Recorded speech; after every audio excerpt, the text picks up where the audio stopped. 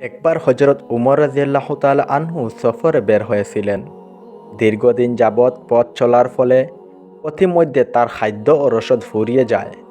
তিনি বেশ কিছু দূর যাওয়ার পর দেখলেন মাঠে একদল বকরি ঘাস খাচ্ছে। তখনকার দিনে আরবদের প্রথা ছিল যে তারা মেহমানদারির খাতিরে মুসাফির পথিকদের বিনামূল্যে দুধ পান করাতো।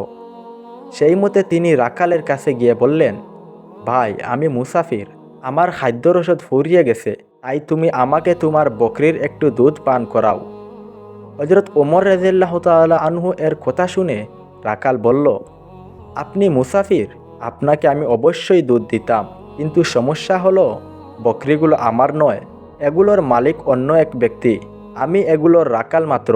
এজন্য বকরিগুলো আমার কাছে আমানত, আর তার দুধও আমার কাছে আমানত। সুতরাং শরীয়তের বিধান অনুযায়ী আমার পক্ষে এ দুধ আপনাকে দেওয়া জায়েজ নয়। হজরত উমর রাদিয়াল্লাহু তাআলা আনহু রাখালের সততা বাস্তবতা যাচাই করার জন্য বললেন, দেখো ভাই, আমি তোমাকে একটি বুদ্ধি দেই, এতে তোমারও লাভ হবে আর আমারও লাভ হবে। এক কাজ করো, তুমি একটি বকরি আমার কাছে বিক্রি করে দাও, যা মূল্য হয় আমি তা তোমাকে দিয়ে দেব। এদিকে তুমিও টাকা পেয়ে যাবে, আর অন্যদিকে আমিও বকরি থেকে দুধ খেতে পারবো। আর মালিককে বলবে একটি বকরি নেকড়ে খেয়ে ফেলেছে। মালিক তোমার কথা বিশ্বাস না করেও পারবে না, কারণ সাধারণত মাঠে বকরির উপর নেকড়ে আক্রমণ করেই। রাখাল নীরবে হজরত ওমর রাদিয়াল্লাহু তাআলা আনহু এর কথা শুনে বলল, ভাই, যদি আমি এই কাজ করি তাহলে আল্লাহ কোথায় গেলেন? অর্থাৎ আমি তো এখানে সব কিছু লুকিয়ে নেব এবং মালিককেও বুঝিয়ে দেব। মালিকও হয়তো মেনে নেবে, কিন্তু মালিকের উপর তো আরও একজন মালিক আছে, তার কাছে কি জবাব দেব? রাখাল আরও বলল, এজন্য আমার দ্বারা এমন কাজ সম্ভব নয়। হজরত উমর রাদিয়াল্লাহু তাআলা আনহু প্রকৃতপক্ষে রাখালের সততা যাচাই করেছিলেন।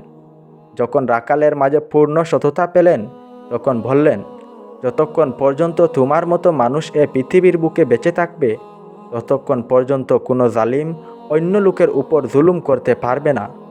কারণ যতক্ষণ পর্যন্ত মনে আল্লাহর ভয়, আখিরাতের চিন্তা এবং আল্লাহর সামনে উপস্থিত হবার অনুভূতি থাকবে, ততক্ষণ পর্যন্ত অন্যায় ও অবিচার চলতে পারে না। এটাই হলো পূর্ণাঙ্গ ঈমান, যে নির্জন মাঠেও মানুষের মধ্যে এমন চিন্তা কাজ করে যে আমার কোনো কাজ যেন আল্লাহর মতের প্রতিপক্ষ না হয়। এটা ইসলামের সবচেয়ে গুরুত্বপূর্ণ শিক্ষা, যা ব্যতীত প্রকৃত মুমিন হওয়া সম্ভব নয়। হাদিস শরীফে নবী করিম সাল্লাল্লাহু আলাইহি ওয়াসাল্লাম বলেছেন, যার মধ্যে আমানতদারি নেই তার ঈমান নেই। প্রিয় ঈমানদার ভাইয়েরা, কেমন লাগলো আমাদের আজকের শিক্ষণীয় ঘটনাটি? আমাদের কমেন্ট করে অবশ্যই জানাবেন। এইরকম ঘটনা পেতে আমাদের সাথে থাকুন।